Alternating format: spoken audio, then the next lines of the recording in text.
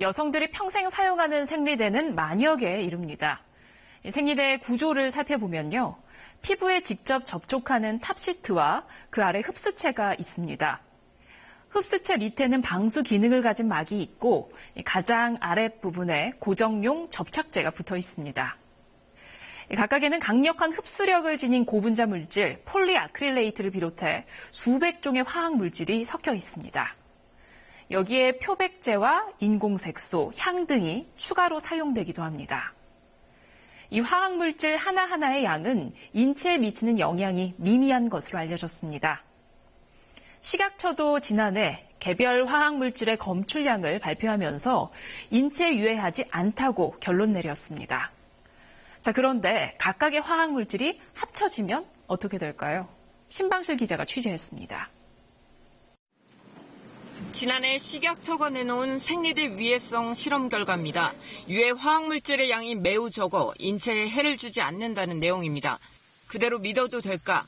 식약처 발표를 기준으로 발암물질 6종의 위해성을 평가하자 기준치 2배를 웃돈 클로로포름을 빼고는 문제가 없었습니다. 이번엔 유해물질 6종이 서로 혼합된 조건을 가정해봤더니 발암 위해성이 안전기준의 최대 3.3배까지 높아졌습니다. 이른바 칵테일 효과입니다. 문제는 그런 물질들이 한 물질 괜찮다고 하더라도 여러 가지 물질이 섞여 있는 거잖아요.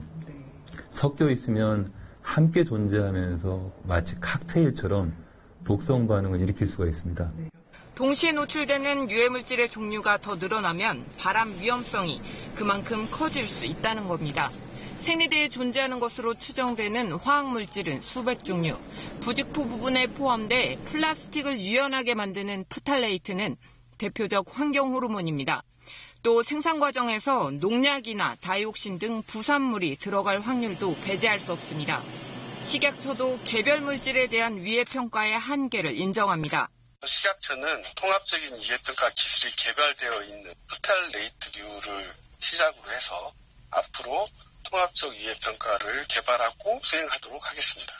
생리대 사용과 건강 피해의 인과관계를 정확히 밝히기 위해선 심층적인 역학조사 등 원점에서부터 다시 시작해야 한다는 게 관련 전문가들의 지적입니다.